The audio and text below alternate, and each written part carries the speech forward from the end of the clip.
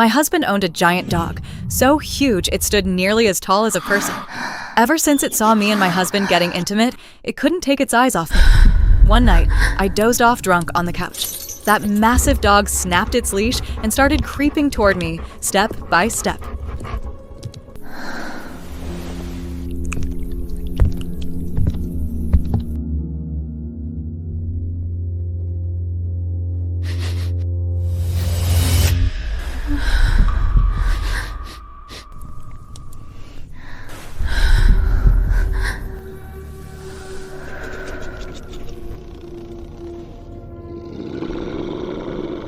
Another afternoon, I was on my yoga mat, kneeling with my back arched and hips lifted high. I took a deep breath, holding the pose, feeling the pleasant burn through my core. Then, out of nowhere, something heavy pressed up against me from behind. It felt almost human, except it was covered in thick, coarse fur. My first thought was Ethan, my husband, but the next second, a wet dog nose nudged my forehead. Hot, stinky breath hit my face, followed by a slobbery tongue dragging across my nose. I snatched a dumbbell from nearby and swung it blindly behind me. I missed. Spinning around, I saw Max crouched a few feet away, those big, watery eyes locked on me. That was it. I'd had enough. Ethan! Get in here! I screamed toward the kitchen, where he was cooking. This was the third time Max had tried to mount me during yoga, ever since Ethan decided to get frisky where the dog could see. What's going on, babe? Ethan asked, rushing in with a towel in his hands. I told you not to do that in front of Max. This is the third time he's pulled this crap. Either that dog goes, or I do. Max was a massive breed Ethan had raised for 5 years. On his hind legs, he was taller than me. Let's be real. If Ethan wasn't home and that dog really wanted to overpower me, I wouldn't stand a chance. Ethan walked to the door, grabbed a feather duster, and started whipping Max hard. Max whimpered and curled into a ball, looking up with wounded eyes. Don't worry, sweetheart. It won't happen again. Ethan said through gritted teeth, putting his whole arm into each strike. He'd said the exact same thing the last 2 times. I just stared, silent. My mind was made up. It was me or the dog. Ever since those incidents, I flinched every time I walked past another dog on the street. Their owners looked at me like I'd already been violated by one. Finally, Ethan noticed I wasn't backing down. He stopped, frowned, and his lips pressed into a thin line. I held up my hand. Don't give me that speech about how Max got youth through your darkest days. I don't want to hear it. He closed his mouth, scratched his head, conflicted.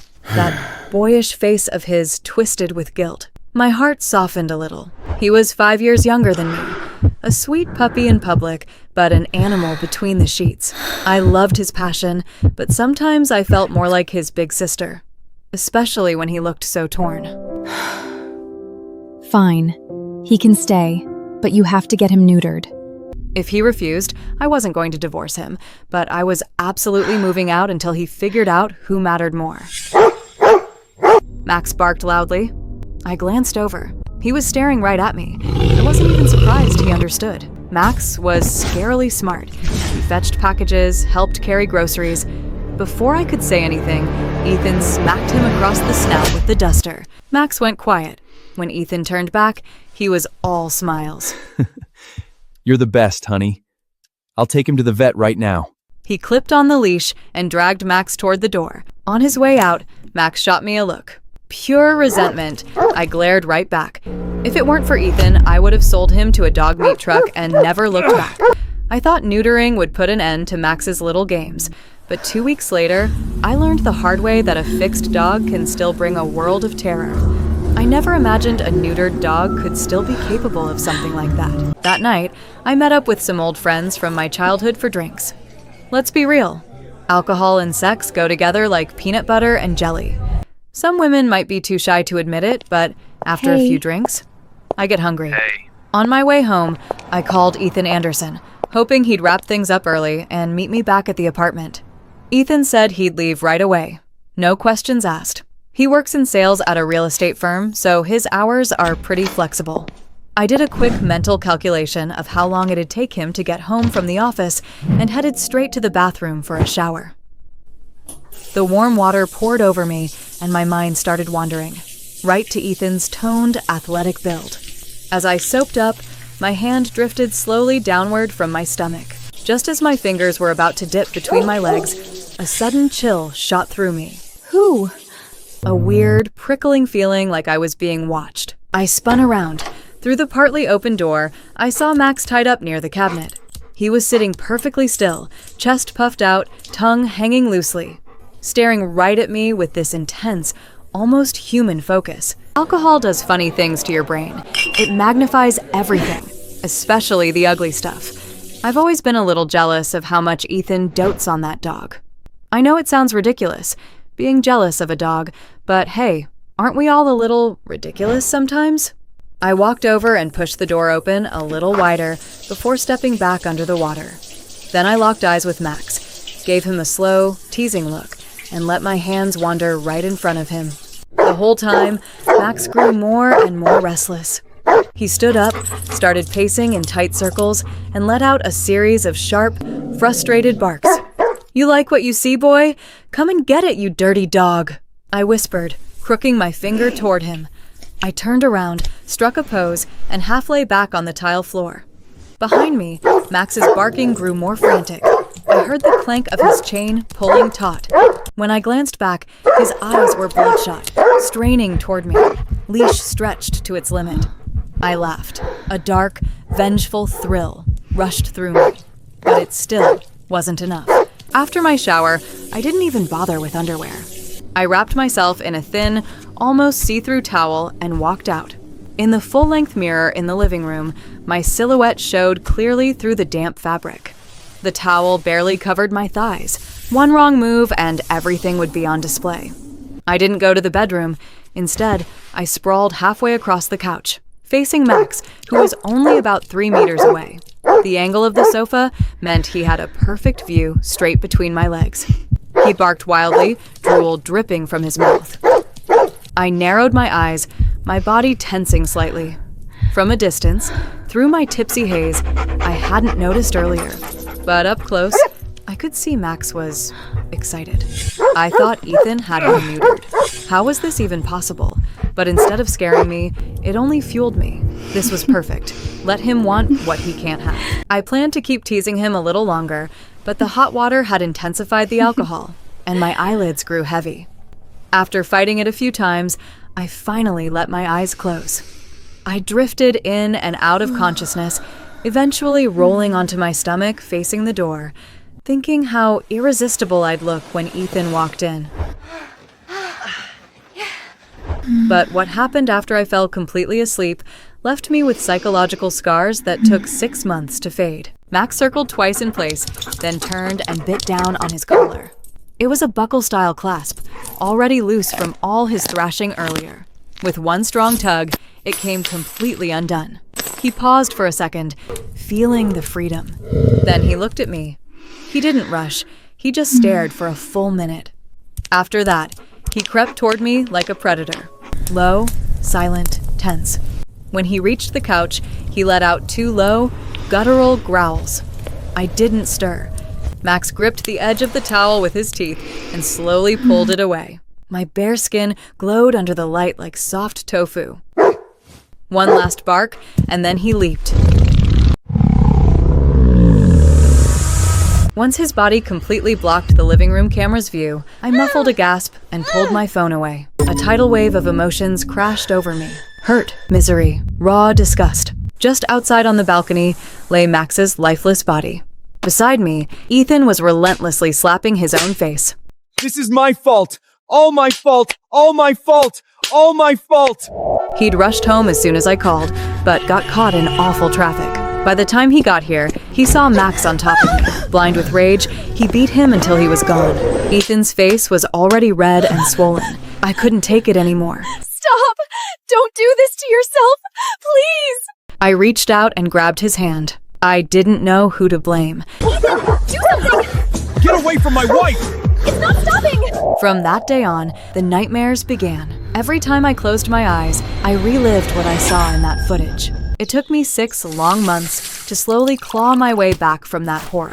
Throughout it all, Ethan was my rock. He helped me move to a new apartment. He drove me to every therapy appointment. Whenever I jerked awake at night, trembling and breathless, he was already up, holding me, whispering that I was safe. What touched me most was how patient he was with me, physically. Before we got married, and even after, he'd always had a strong drive. I still remember one time when we were out shopping. I tried on a dress, and he got so turned on, he pulled me into the fitting room right then. But these past 6 months, even after my therapist told me a month ago that I was ready to move forward, he never pushed, never even hinted. He even deleted every female contact from his social media, just to help me feel secure. Tonight, I decided it was time to leave the past behind. Just as I made up my mind, Ethan walked through the door.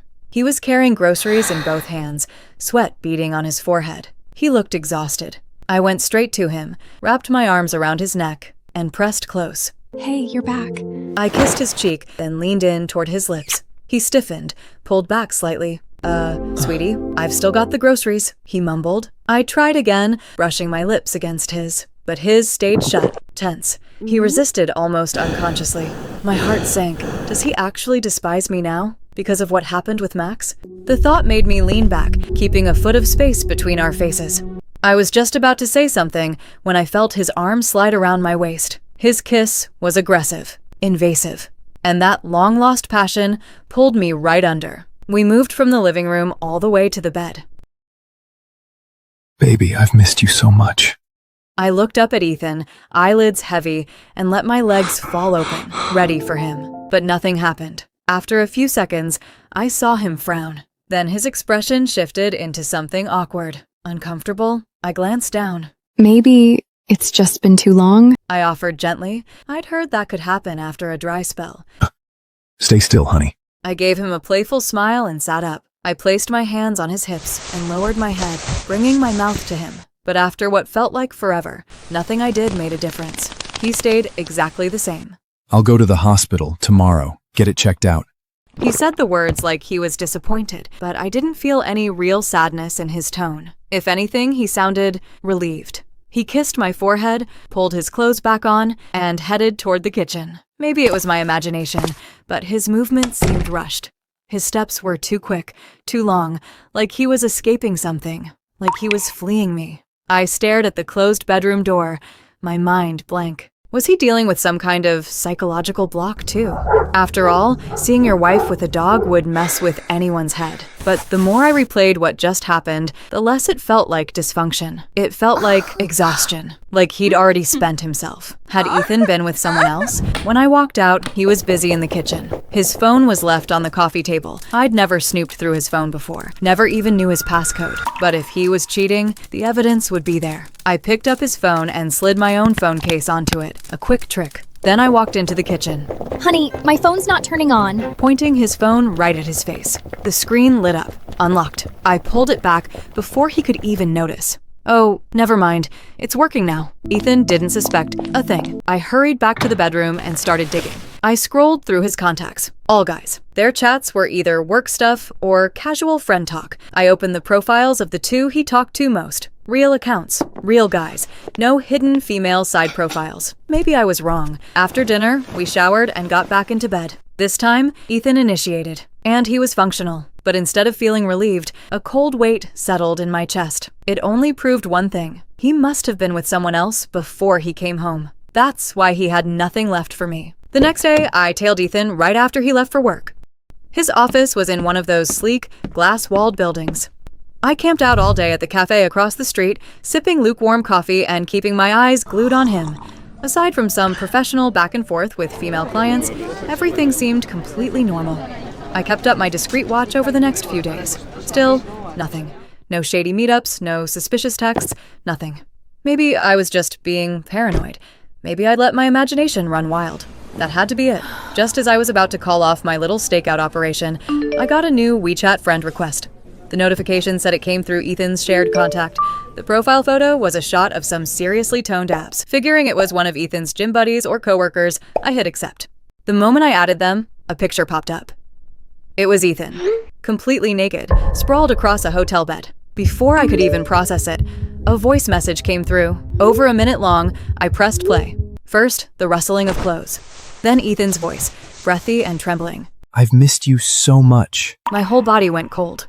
It was a recording, and it was clearly leading up to something intimate.